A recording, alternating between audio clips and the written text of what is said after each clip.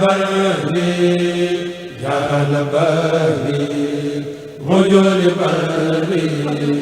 bari safa jàmm rek ñi nga xam ne ñoom ñoo di bokk teewlu kat téléspectateur ak internet yu télévision ma Fatihul Bichri jamono ji di ànd ak ñun rek ci li nga xam ne moom moo di émission ndékki li ginnaaw rek li nga xam ne moo doonoon yóbbalu bés bi ak Serigne Abdou Dione dañu koy daal di toftale ak li nga xam ne moom moo di rubrique seen café info di ñu permettre saa su ne waxtu bu ne ñu cay ñëw rek daal di jukki li nga xam ne moom la yéenekaay yi daal di xëy ni ki tey ci li nga xam ne moom moo di seen ay xët yu njëkk mu daal di yem ak tey nag li nga xam ne moom moo di alxamis juróom-ñaari fan ci weeru janvier atum 2021 niki noonu ñu daal di ànd ak waa régie ñu daal di ñuy dégtal yéenekaay bi nga xam ne moom moo di laas ngir ñu daal di xool ni ki tey ana lan la daal di indi ci xëtam bu njëkk mu mel ni dafa daal di ñëw addu ci li nga xam ne moo entré en vigueur mu di couvre-feu niki démb daal di dooraat fi nga xam ne moom moo di Sénégal yéenekaay bi gis ni kat niki démb bi nu ko dooree li mu gis mooy lan révolte dans Dakar ñëpp daal di génn ci ay ndaw rek di fippu ni déet ci li nga xam ne moom moo di couvre-feu bi ëmmët à la Médina fu nga xam ne moom moo di ñaari tali Grand Yoff ak fi nga xam ne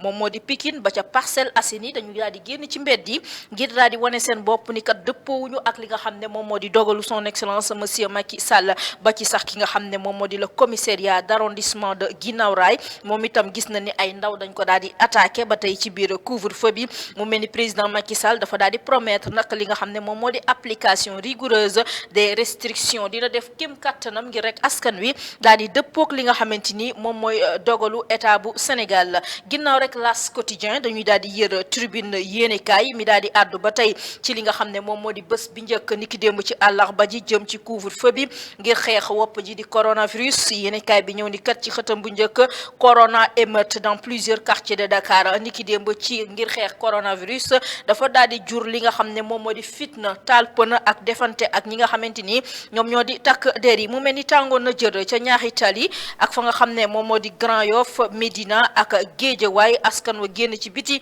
di defanteek li nga xam ne moom moo di takk der yi ndax dëppoowuñu ak li nga xam ne moom la état bu Sénégal daal di jël comme dogal ngir xeex wopp ji di coronavirus waaye ba tey ci biir wopp ji moom Tribune yéenekaay ñëw na ci plan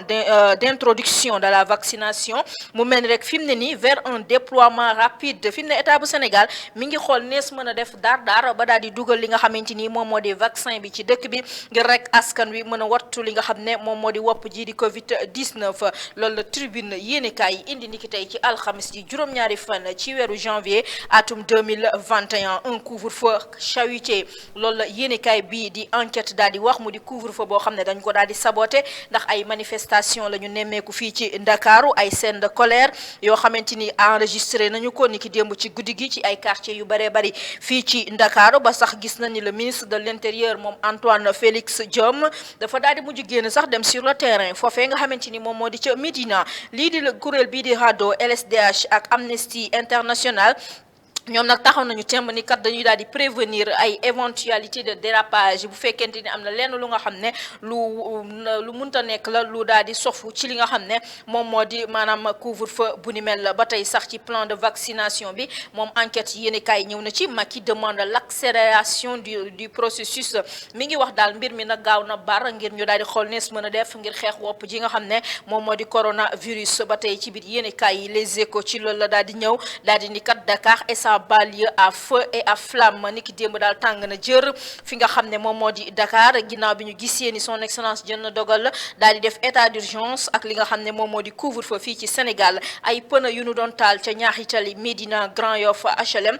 fa nga xam ne moom moo di Yoff ak Pikine mu mel ni ñu ci bëree bëri maanaam wane nañu seen bopp ci yooyu le gox waaye ba tey jafe-jafe ngir rek niki démb utali ca seen ay bërëbu liggéeykaay wala boog daal di ñibbi fa nga xam ne moom moo di seen ay kër ñu ci bëree bëri ci ay transporteur ak i voyageur ñoom heure bi dafa leen sax daal di bett ba daal di créer li nga xamante ni moom moo di immobilisation foofu ca Géejawaay ba sax ñibbi sax doonoon na ay jafe-jafe ci ñoom ndax xataay bi nga xamante ni dëkk bi jotoon na ko xaat waaye ba tey ci biir Les Échos ma ngay fësal le commissariat de Guinaw Rail moom dañu ko daal di attaqué ay dégâts ak ay dégâts matériels sax jot nañu ko signalé foofu nga xamante ni moom moo di ca commissariat ba Macky prend tous les pouvoirs loolu Libération moo ko daal di wax mu mel ni fi mu ne nii son excellence monsieur Macky Sall jël na lépp lu nga xam ne moom moo di pouvoir pouvoir daal di koy téye ngànk ko ndax nag dafa daal di ñëw ci modification de la loi relative à l'état d'urgence et à l'état de siège mu mel ni désormais bu loolee biree foofu ci assemblée nationale son excellence monsieur Macky Sall dina am dogal bu toll ni rek di proclamer li nga xam ne moom moo di état d'urgence président Macky Sall dina décréter directement couvre-feu restreindre dem ak dikku askan wi ci durée wu benn weer wala bokk benn weer boobu sax bu ñu xoolee mën na ko renouveler waat benn yoon te du décréter li nga xamante ni moom moo di état d'urgence mu mel ni pouvoir yooyu sax ci kaw délégation bu nga xamante ni wala boog jëm ci ministre de l'intérieur ba ci ministre yi képp ku nga xam ne daañu la soxla rek état bu Sénégal wala boog son excellence mën na la interpeller ngir xool nees mën a def ngir xeex wopp ji nga xamante ni moom moo di coronavirus ginnaaw rek libération ñu daal di tàbbi ci réew mi quotidien mi ñëw ci Sénégal apprend à vivre avec la seconde vague de Covid-19 mu mel ne fi mu ne askan bu Sénégal ñi ngi jéem xool nees mën a def ngir dund ak li nga xam ne moom moo di seconde vague bi son excellence di woote li nga xam ne moom moo di mobilisation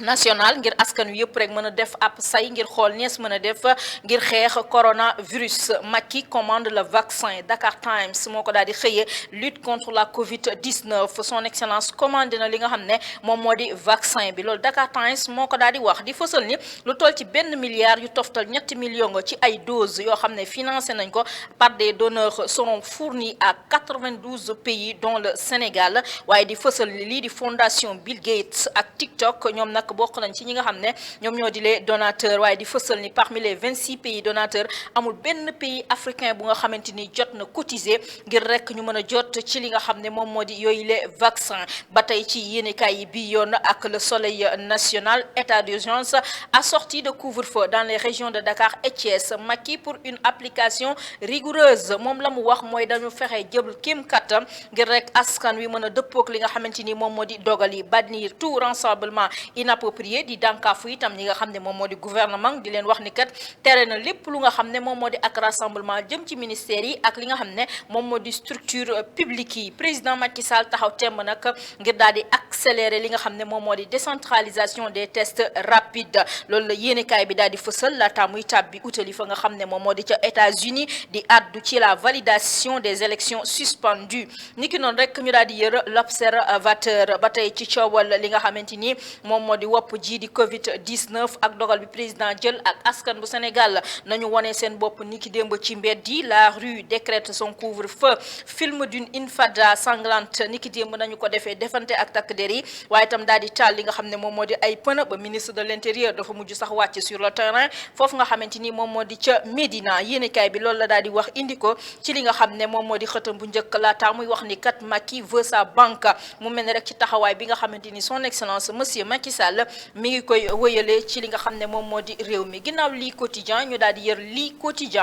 quotidien ñëw ba tey des ci coowal couvre-feu niki démb Covid réponse aux mesures de Macky les jeunes se rebellent et cassent tout niki démb wane nañ seen bopp ñenn ci ndaw ñi fii ci Sénégal daal di indi ay yàq-yàq taal ay pneu defanteeg takk der yi loolu la yéenekaay bi daal di wax laataa muy ànd ak ki nga xamante ni moom moo di maître El Hadji Diouf nataalam ci biir yéenekaay bi ma ngay wax ni kat ces mesures sont injustes waaye ba tey ci biir yéenekaay bi moom jàpp na ni mesures yi maanaam doon na mesures yoo xamante ni dëppawul ak yoon laataa muy ñëw itam ci biir yéenekaay bi lii di application du nouveau code de la presse le conseil des ministres adopte le projet de décret loolu la lii quotidien indi niki tey ci li nga xam ne moom moo di xëtam bu njëkk ba tey ci coowal li nga xamante ni moom moo di couvre-feu bi yoon nag ci biir Walf Quotidien ñi nga xam ne ñoom ñoo di les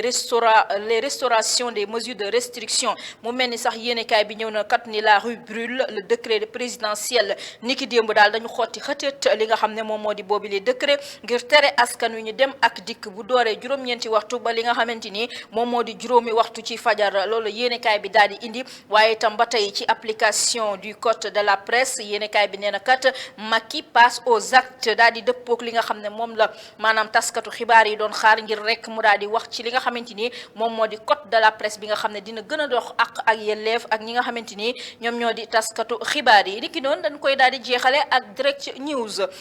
mi daal di ñëw tey ci xëtam bu njëkk addu indi nataal bu yanj jëm ci ki nga xamante ni moom moo di xalif général des Mourides Serigne Mountakha Mbacké Bachir duppee ko ci xëtam bu njëkk l'homme de l'année ana lan moo tax mu wax lu ni mel ndax dafa gis ni kat xalif général des Mourides Serigne Mountakha Mbacké toujours présent à l'appel du devoir saa su ne rek askan wi bu ñu gessoo dañuy gis ki nga xam ne moom moo di xalif général des Mourides lépp lu xew rek ña ngay gis taxawaay bu mucc ayib ba nga xamante ni ma ngi ko cay def yemul foofu moom direct ci news ma ngay wax ni kat Serigne Mountakha Mbacké, père de la nation, le Kadadi Doupé, un homme d'ouverture, un donneur dans le riposte contre la Covid-19. Di wax ni kat déclaration responsable du khalife face à